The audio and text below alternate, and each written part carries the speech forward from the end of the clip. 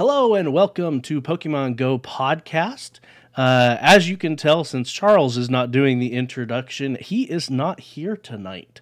But I do have a very special guest here tonight, Coach Kev413. He is an awesome Twitch streamer. He does a lot of Wayfarer stuff on Twitch.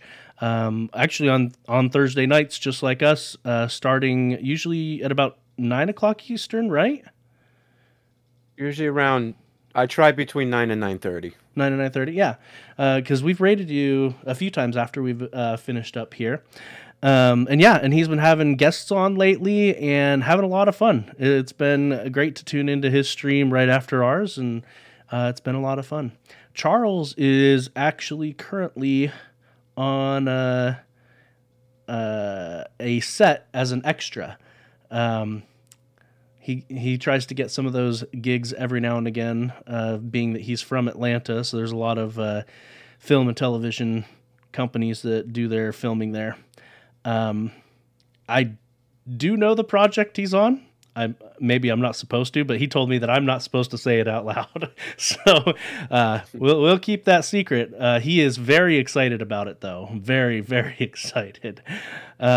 So for those that are here live and that are looking at the VOD, you get to see the glorious image of a younger Charles sitting there in his place. But yeah, let's go ahead and get started with the experiences of the week. Coach Kev, what have you done this past week? Actually, to be honest with you, I have really been enjoying the outdoors with the nice weather, and I've been spending a lot of time in my local parks and just casually playing with other trainers that I haven't seen for a while. And you know, with Niantic making a lot of moves to get the community back together and everything, I think it's working out great. So I don't have any particular experiences of the week, like any great catches or anything like that, but my experience is just seeing people out there again. That's awesome. And we have a lurker here, Rock God of Pod, whoever that jerk is, lurking in the chat. Yeah, so this past week, I got a Latios. I defeated, why am I blanking on his name? Giovanni. I defeated Giovanni and got a Shadow Latios, which in general, Shadow Latios isn't anything to write home about. I mean, Shadow Mega Latios is a bit better, but just regular Latios is nothing. And actually, I'm looking at it. I don't see a button to Mega Evolve Shadow Latios. Unless I missed it, let me look at it again. Yeah, no, I can purify and power up, but I can't. There's no button there to Mega Evolve, so I don't know if I haven't looked into that. Maybe Mega Shadows can't Mega Evolve. Yeah, I've been defeating a bunch of rocket people this past week, and so I've got a bunch of new Shadow Pokemon. I did a Tapu Fini raid, so grabbed that, the Water Fairy Tapu Fini. Yeah, basically just throw some grass and electric types at it. Yeah, the WF professor is saying you can't Mega Shadow Pokemon. So there we go. But yeah, that's kind of sad that you can't. Maybe once you purify it, if it was good enough to purify, which a lot of people are against purifying shadows, maybe then you can Mega Evolve it. But I'm not sure on that. Yeah, I wonder if it's worth it. Do I not have any purified Pokemon? Oh, not with age 7 on it. But yeah, I don't know. I'm not that big into megas in general, so I'm not that worried about it. Let's see. Do I have anybody? Sableye has a mega. Is Mega Sableye in the game, right? Or am I blanking on that? Mega Sableye? Yeah. Wait, no. Mega Sableye, no. I was thinking Shadow. Okay. So they haven't put Mega Sableye into the game just yet. Yeah, maybe I don't have any purified Pokemon that can Mega Evolve just yet. Most of my stuff, I mean, I haven't evolved hardly anything that I've got Mega, or I've got purified, so... Yeah, so the WF professor says not yet. So, um, Charles is complaining about the picture that he's got.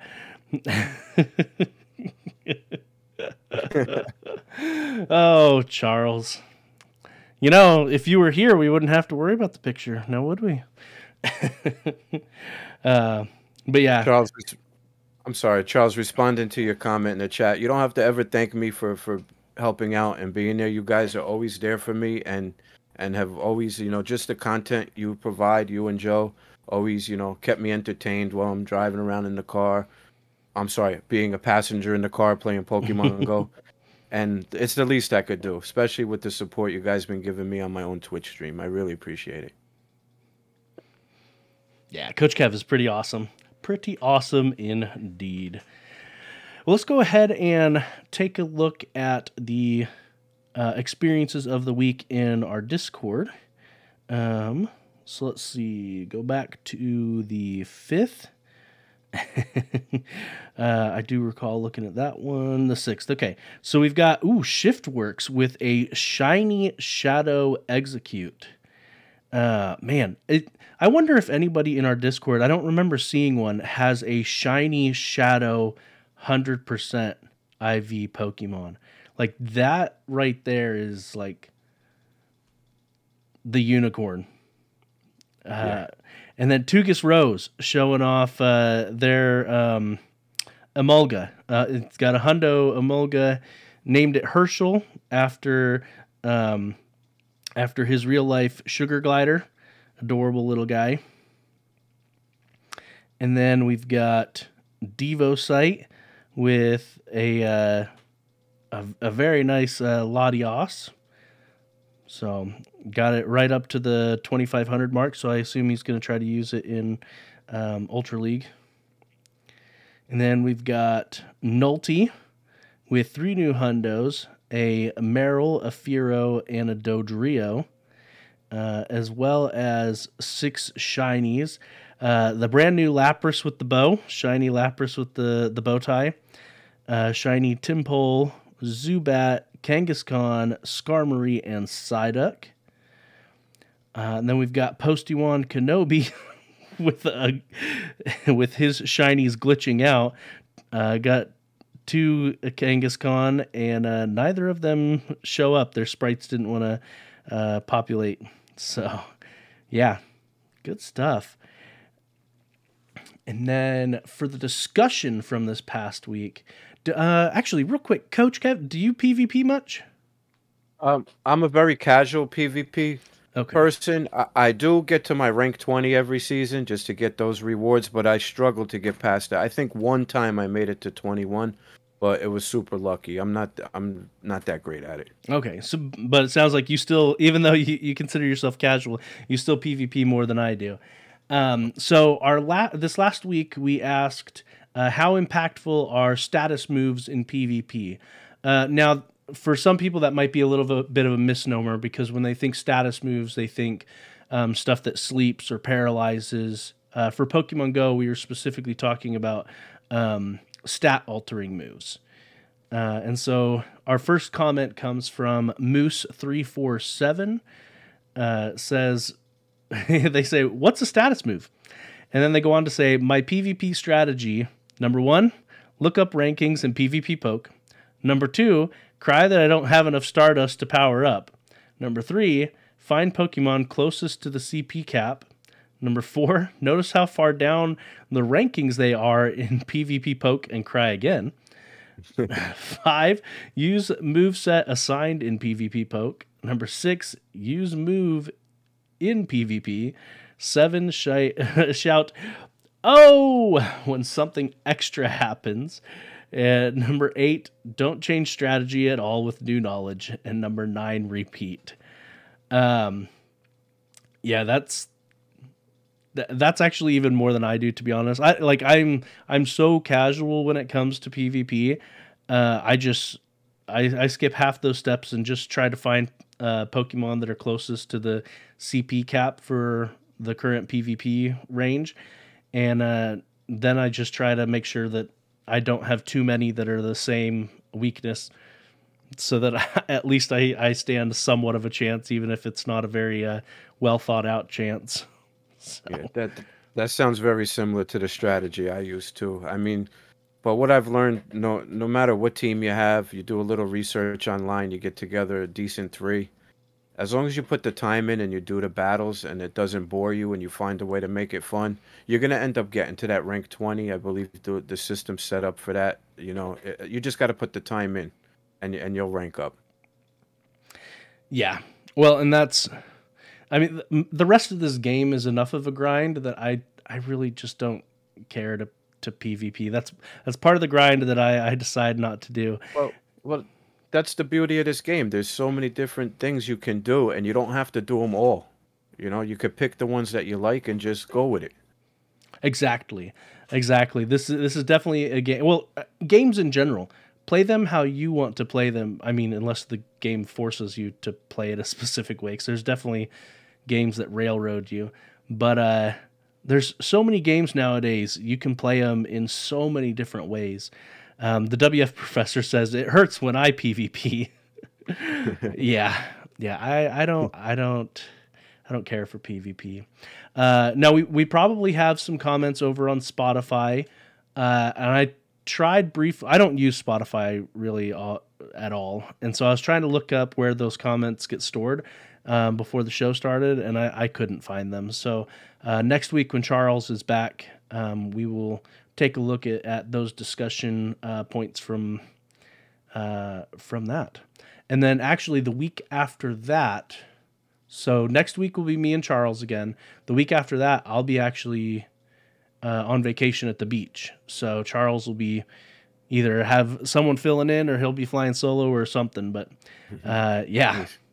Enjoy that beach. Yeah, actually, the next month is gonna be sporadic for us in general between Charles and I. There was one of these. I think we're actually gonna miss a week or two within the next month, to be honest, as far as recordings go, because Charles and I just have some crazy schedules coming up. So I don't know if Charles is going to fly solo in 2 weeks or maybe it's in 4 weeks, because I've got two different vacations coming up, one to the beach and one to visit family up in Pennsylvania. Oh, okay. So maybe while I'm up in Pennsylvania, I'll get some Bouffalont, though. I was in Pennsylvania over Mother's Day weekend. My mom has a house in the Poconos, and I spent time with her there. Oh, nice. Was that within the range of... did you play any Pokemon Go? Was that in the range of Bouffalont's area? Well, I have Bouffalont right where I live, here in Jersey, in North Jersey is where I live. And okay. I have That makes sense. yeah, but Bouffalont's range was a lot bigger than I thought it would be when they first announced it. Yes, when they first announced it, I thought I was going to have to maybe go over into New York City or something, but I ended up just having them here in my hometown. And as far as in the Poconos, I don't remember seeing any, but I'm pretty sure they're probably there. Yeah, that wouldn't surprise me. I used to live in Pennsylvania, and we used to go camping in the Poconos quite a bit, so fun times. So, and when I lived up there, the beach we went to was Wildwood, so that was fun too. Anyway, we're going to go ahead and go to a brief commercial break. And when we come back, we do have a few sources, but we also want to talk a bit about our expectations for this upcoming GoFest and just experiences with past events as well. So here we go to a break.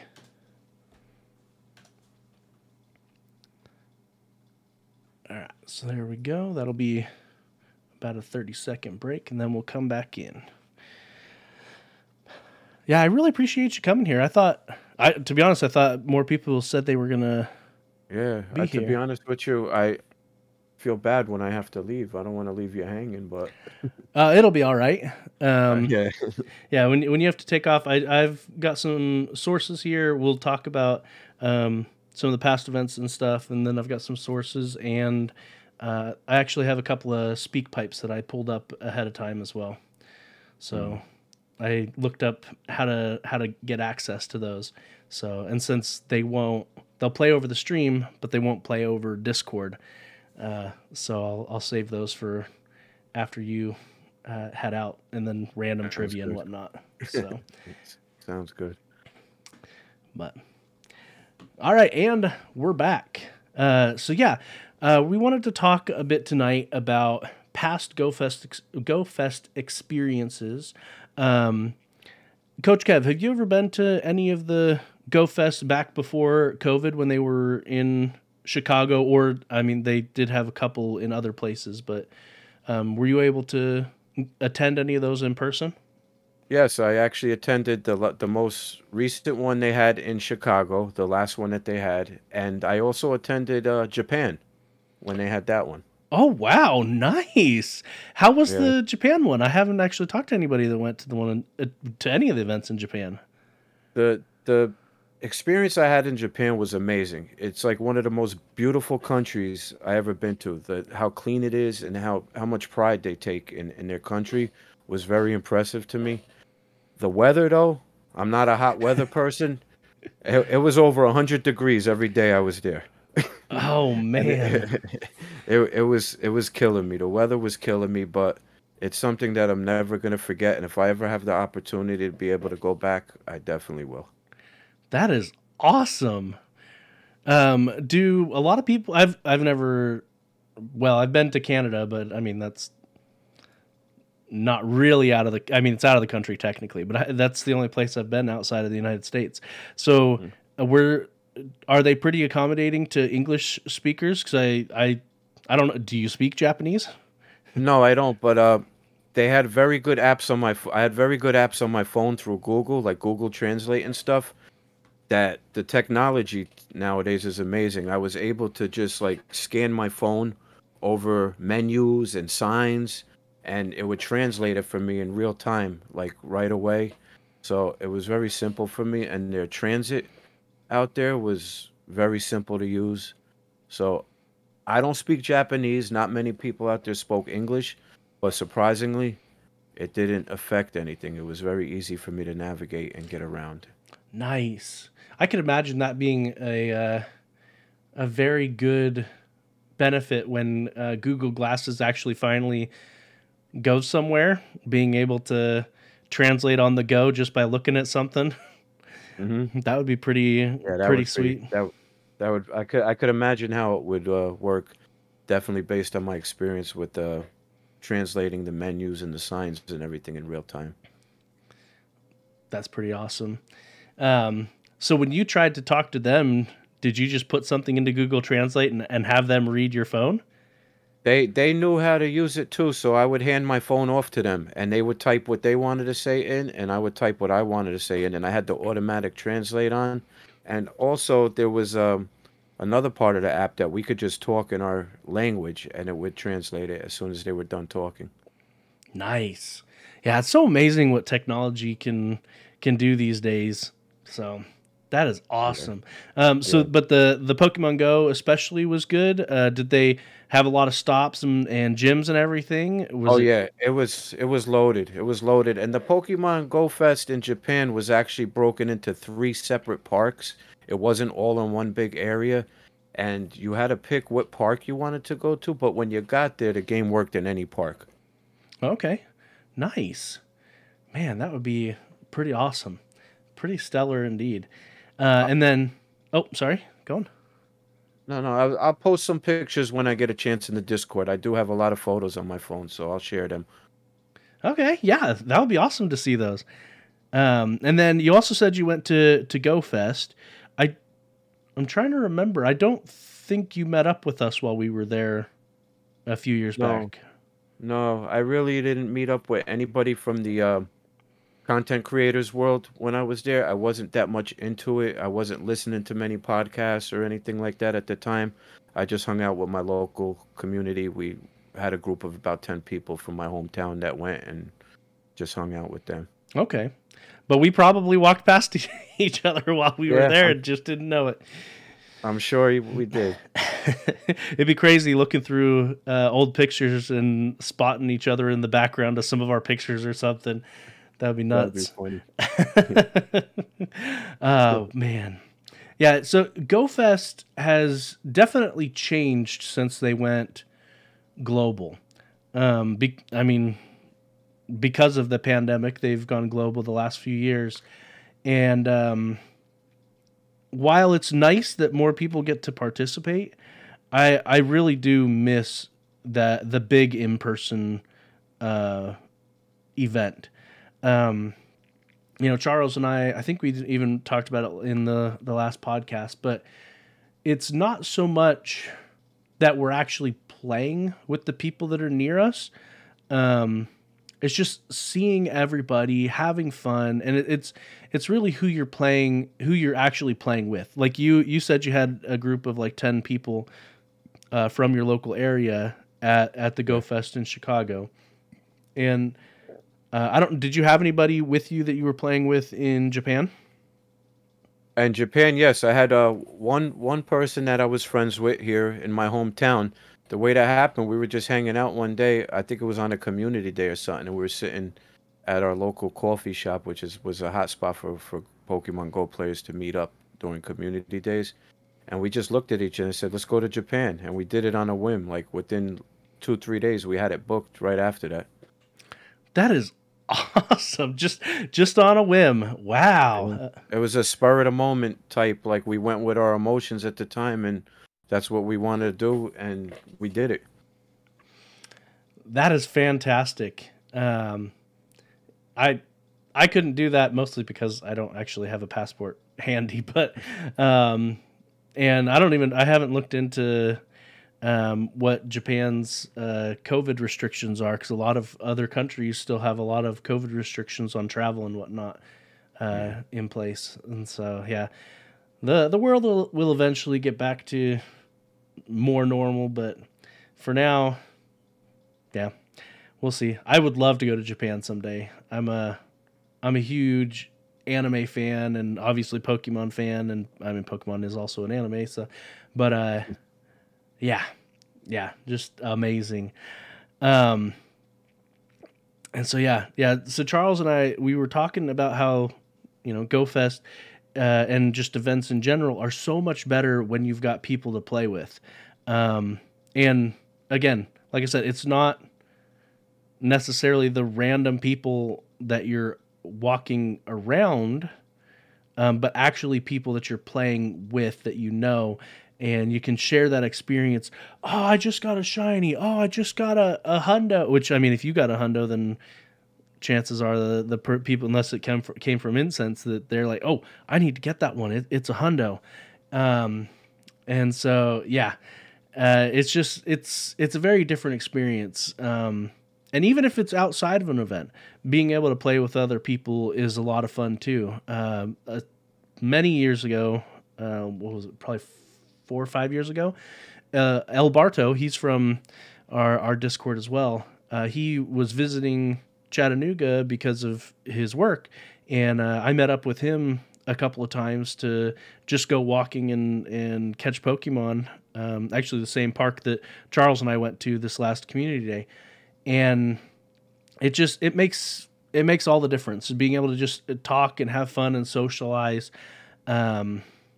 And yeah, so I don't mind Niantic trying to get us out and about more, but that's playing with the. I mean, this might sound bad, but playing with the community of a community of randos doesn't do it for me. But playing with people I know in the community, that is a fantastic experience. And maybe I just need to be more outgoing and meet people that I'm playing near during events.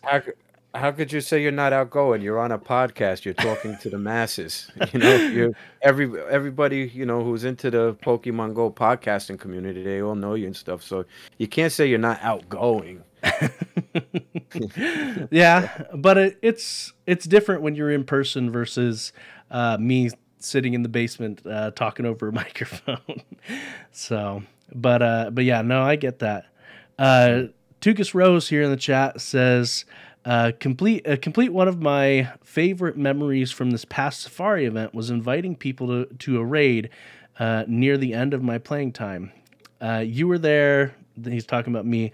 Shiftworks was there, and some other friends of his too.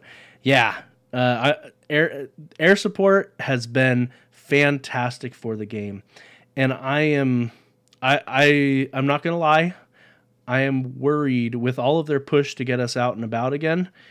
I'm worried that they're gonna eventually phase out remote raid passes. I hope I'm wrong. I really, really, really hope I'm wrong. Well, my take on that is if you remember when they first introduced remote raiding, there were certain restrictions on it. Like the person who was doing the invites had to be at the physical gym in order to send the invite. There was a damage nerf when you're remote raiding. You don't do as much damage, and all those were taken away for the sake of COVID. So I do think remote raiding will always be in game, but I do think it's going to be a little more difficult, and the original plan will probably come back. Okay, that would make sense. And when they first put out remote raids, they said that it was an introductory price and that it would eventually go up in price. We haven't seen the price go up. And so there's a chance that that will happen as well. So they bring back the restrictions you were just talking about. And in addition, they make the remote raid passes cost more coins to purchase as well. I don't know about I mean, they got to tread carefully when it comes to the cost of things.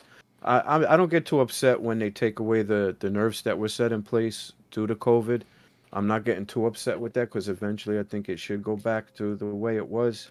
But when it comes to the money they're making and stuff, like $1 for a remote raid, I mean, how much more can you go? I think that's something I think that will trigger the community in a negative way. Okay. Yeah, and the WF professor says that they've already reduced the remote raiders' damage again. Oh, okay. So I they've didn't already even catch on to that. Yeah, I didn't either. So yeah, so apparently they've already put that back in place, which again will make the mega legendary raids even harder because you already need basically about 8 people for it to be safe.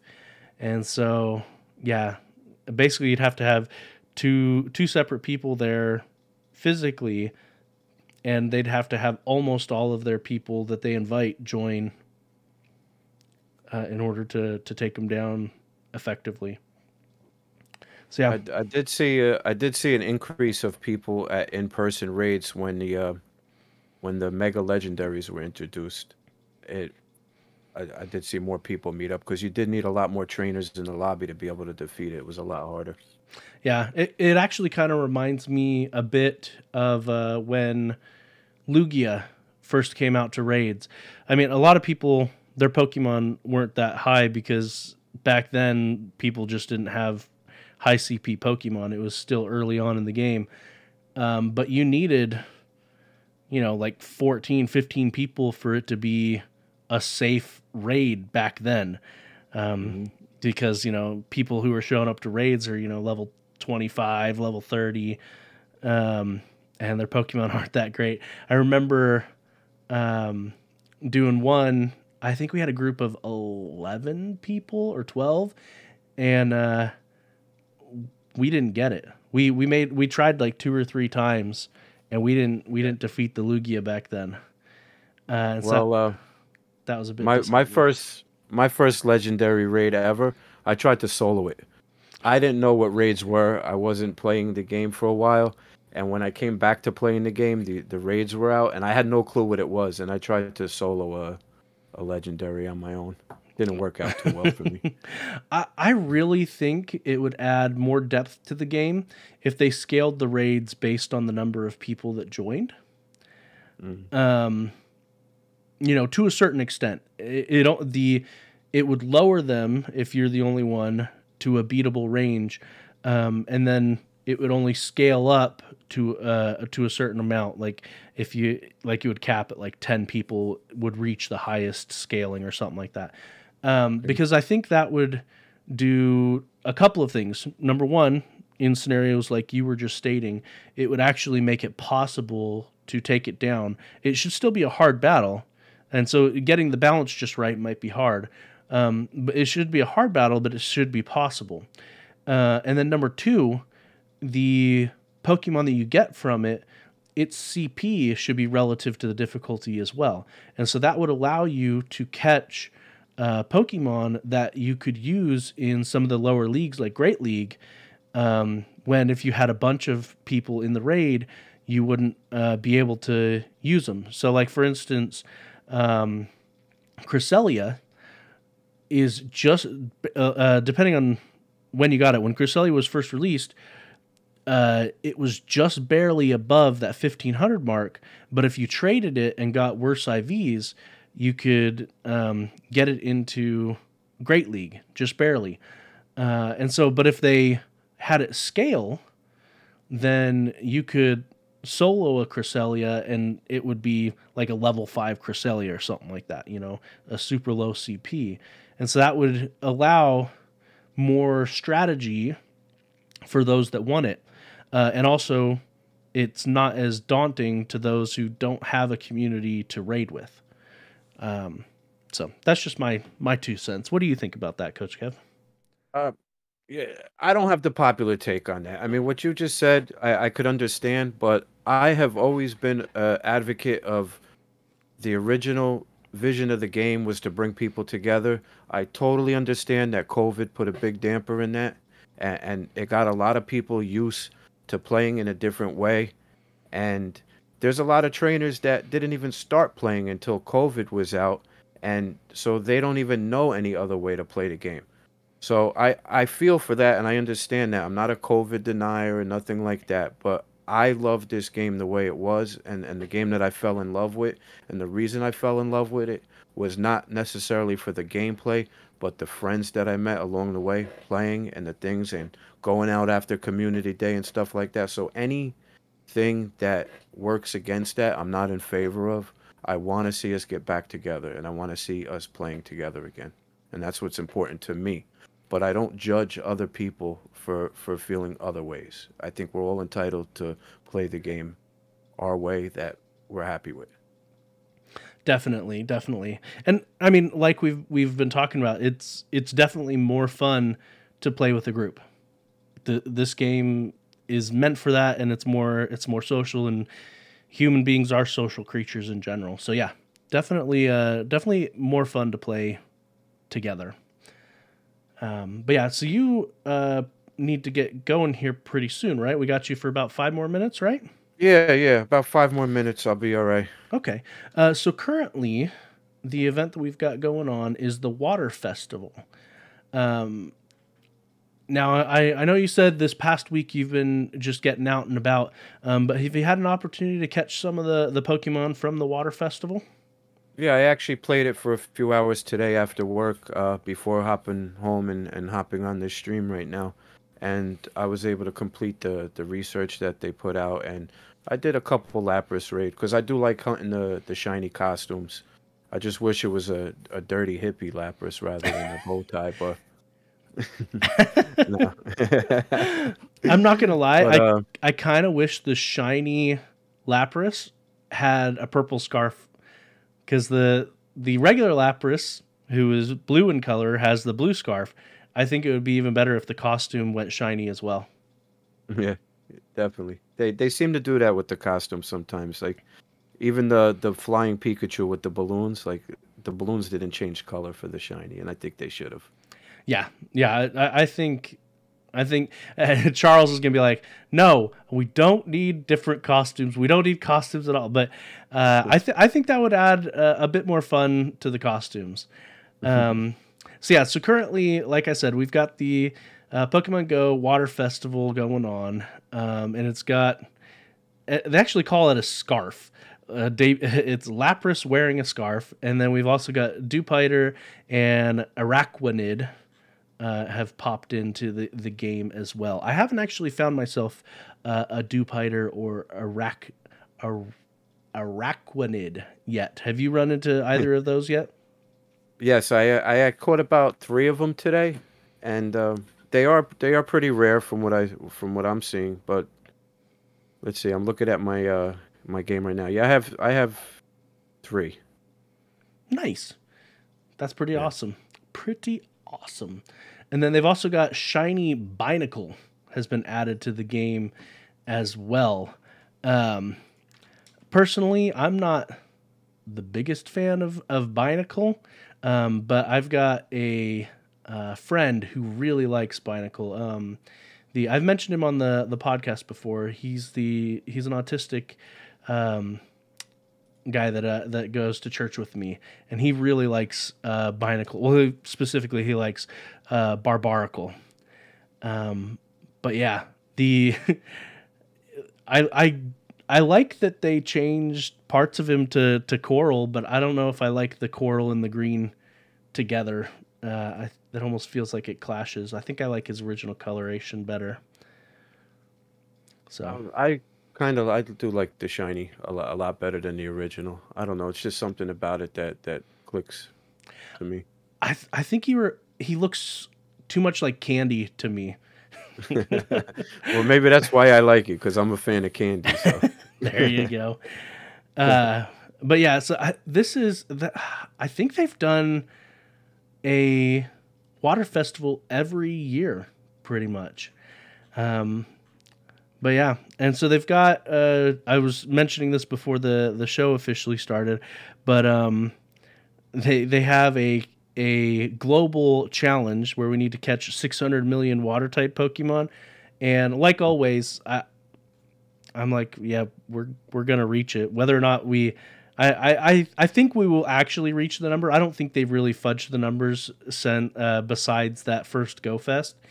Um, but yeah, it's just like, okay, we always reach these challenges. Are they actually challenges? well, we're over halfway there already. We're at 356 million. Yeah, yeah, and I like how they break it down into minutes. I'm like, okay, we've got almost 12,000 minutes left. But yeah, basically we have until Saturday, the 21st. So that's not even this Saturday; it's next Saturday at 1 a.m. Pacific time. It's That's interesting they choose the middle of the night for themselves because usually when it's a global thing, they pander to the California time frame. Yeah. Well, it did start before our water event started. The global challenge started, I guess, when it started globally. It started in game for the whole world at the same time.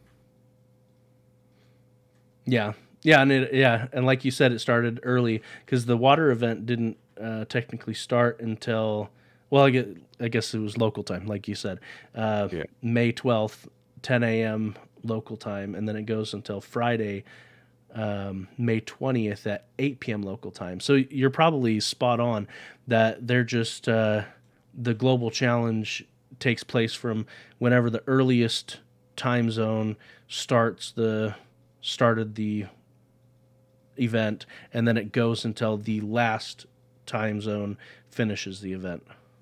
Correct. That's definitely what I'm assuming there. All right. Well, I need to be cognizant of your time because you're about to hop over and get prepared for your own stream. And you're you told me earlier who was your guest that you're having on your stream tonight? Actually, do a little plug. Tell everyone about your stream.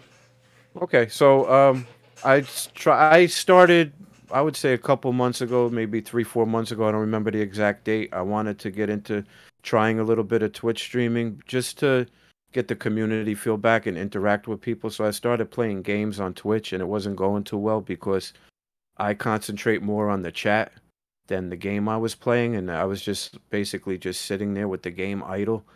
And then I discovered that doing Wayfair reviews is something that I can interact with the community with. So I started doing reviews on there, and it actually became an educational purpose more than just chatting, because a lot of people are messaging me in private thanking me for doing that because they've always wanted to do submissions and were nervous, they didn't understand the process. So I'm actually helping people at the same time, which makes me feel good about it. So I'm not looking for a million people watching me. I got, a few people, and we sit there and we interact with each other. We have fun. Anybody's always welcome to come on if they want to share their screen and do some of their reviews and be on the stream with me. Like for tonight, I'm having the founder of the statewide Georgia Discord for Wayfair. Her name is Sea Princess. She's gonna come on and join me tonight. We're gonna have some fun and do some reviews together. and that's basically it. And it's just fun. I like interacting with people, and I like talking. And Sea Princess is actually here in the chat. That is awesome. Oh wow, there she is. Yep. And so that is twitch.tv/Coach Kev 413, correct? That's it, and I appreciate that. Thank you. And see, Princess, nice to see you in the chat. I'll see you in a little bit live. All right. Well, thank you so much for being here. And I'll listen to you in a little bit, and you and Sea Princess. One more thing before I leave. I will be at the Seattle Go Fest this year. I already booked my airfare and my Airbnb. If anybody wants to hang out, hit me up. Coach Kev 413@gmail.com. DM me on Discord. Hit me up in my Twitch. We'll hang out. All right. Awesome. Thank you again for being here, Coach Kev. It's been a pleasure talking to you. Thanks for having me. I really appreciate that. All right. So let's cover a little bit more to go with the Water Festival. So as usual, it's going to be all water type Pokemon. So in the wild, a bunch of the Pokemon are available as shinies. So we've got Tentacool, Slowpoke, Goldeen, Staryu, Magikarp, Marill, Lotad. I am blanking on Surskit. Surskit's shiny is not available. All the rest that I've mentioned do have those available. And then there's Carvana, Wailmer, Tympole, Barnacle, Dewpider. Dewpider does not have its shiny available. And then the more rare spawns that are going to be available in the wild are going to be Poliwhirl, which I don't know if you can catch a shiny Poliwhirl. Poliwag's shiny is available, but I don't know about Poliwhirl. And then Alola and Mantine, both of which have their shinies available as well. And then in raids, nothing shouts out to me, oh, amazing, other than they do have the Lapras with a bow tie. I mean, a scarf. I'm going to call it a bow tie because it looks like a bow tie to me. It doesn't look like a scarf. In 3-star raids. And then they've, of course, got Tapu Fini in the raids as well. During the event, there's going to be double candy for catching Pokemon. And then they do have some new avatar items. I haven't actually looked at those in-game other than this little promotional picture here that I'm showing. But it looks like just bandanas, some blue bandanas. So, yeah. But, yeah. And then there's, of course, the challenge bonus. So we need to collect that. And then there's also the Pony Island special research that's going on as well. They've been doing special research with each release of one of the different Tapu Pokemon. So, but yeah.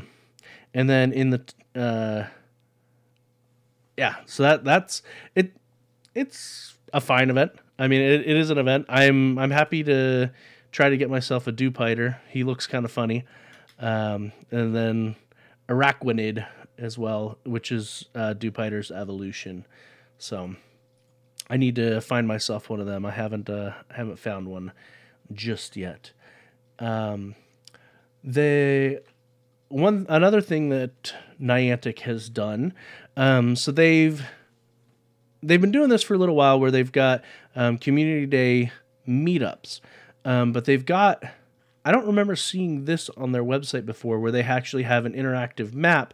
Before, they've always listed where all the different events were going to be taking place, whereas this time they've got an interactive map where you can scroll, you can zoom out to see where all of the different physical location meetings are going to be taking place.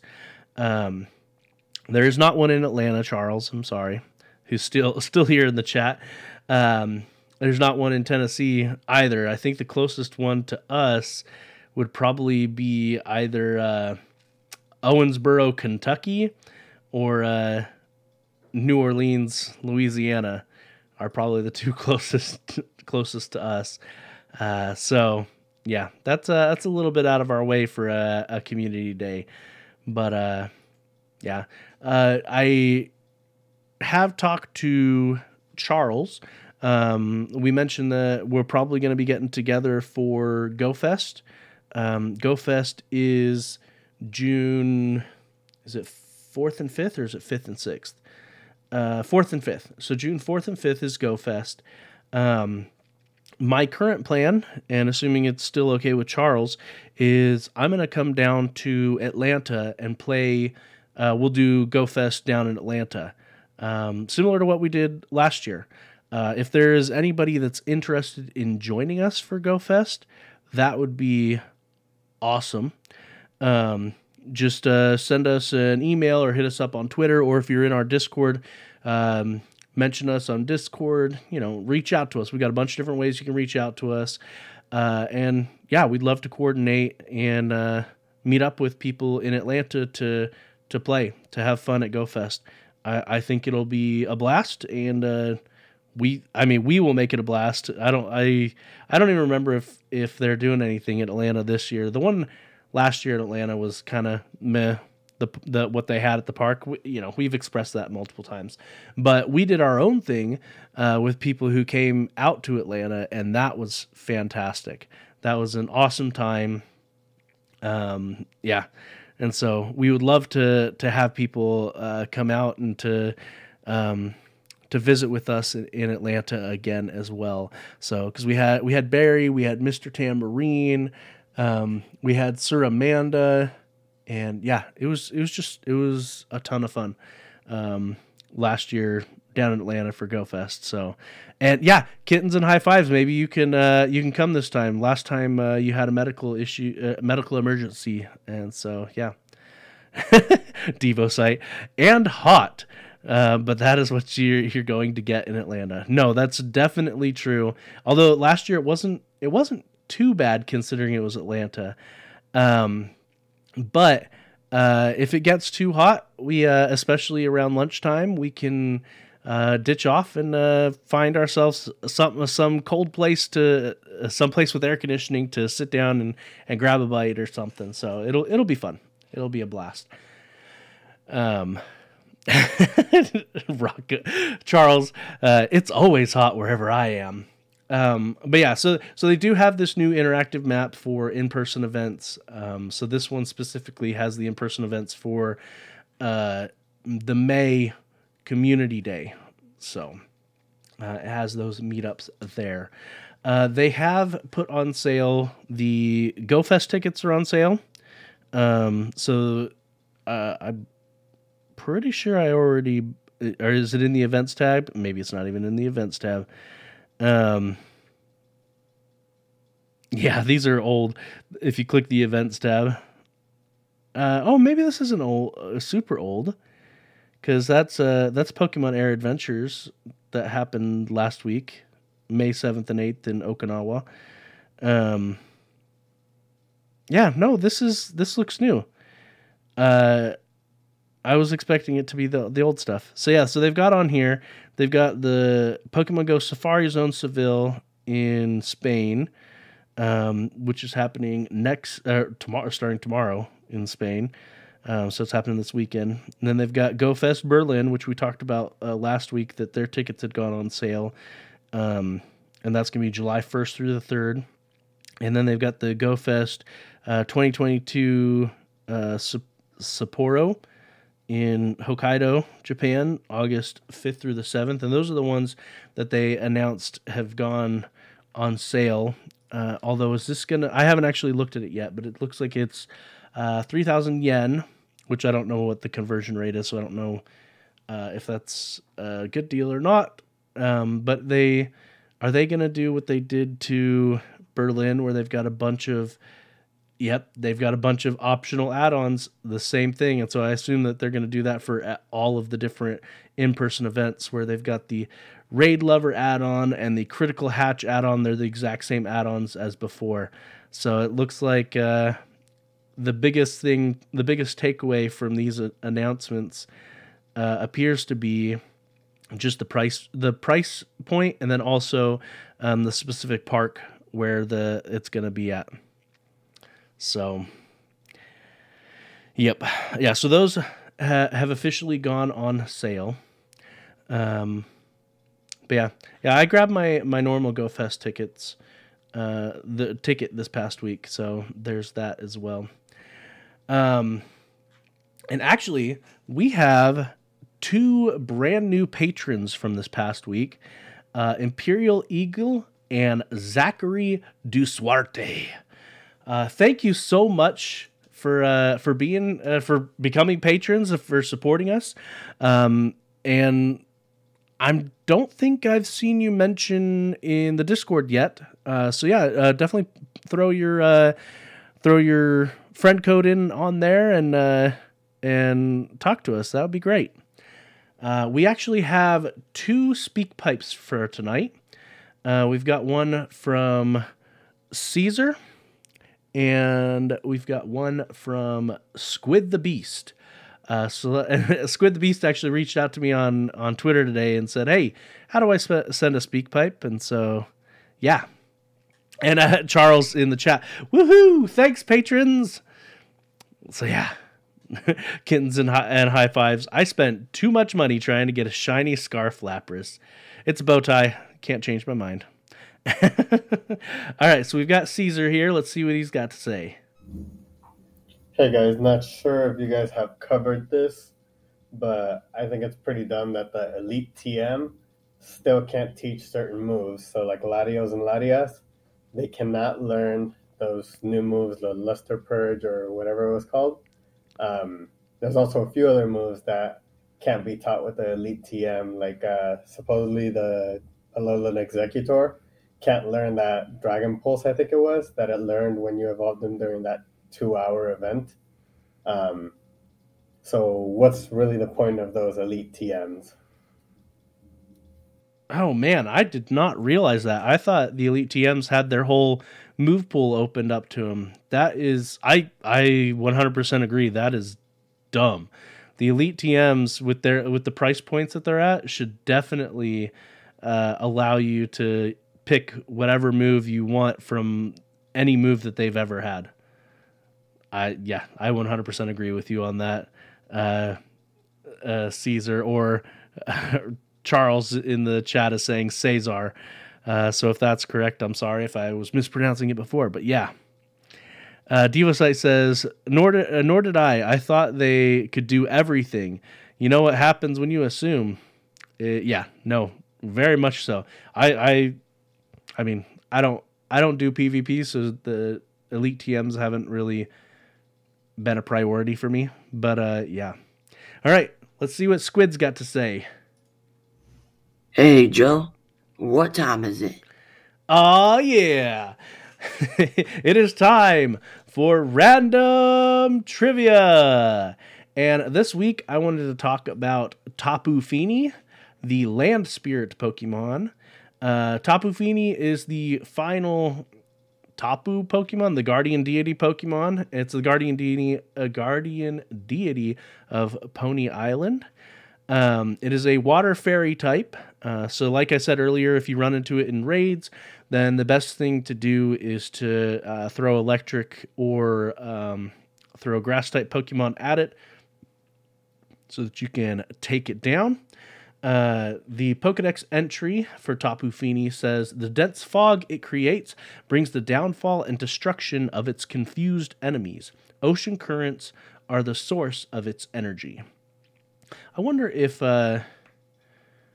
Tapu Fini ever runs into any of the other Pokemon that live, like the legendary Pokemon that live in the ocean, like Kyogre or Lugia or anything like that.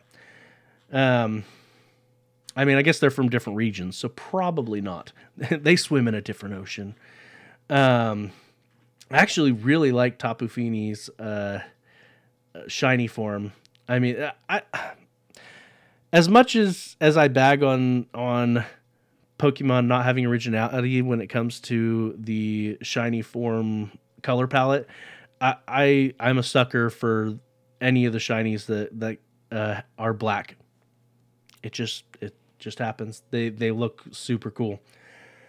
So Tapu Fini, it's got a shell. It's based off of a swordfish or a marlin, but inside it almost looks. So the shell itself looks like a swordfish or a marlin, but inside the shell, she looks like a mermaid or a siren.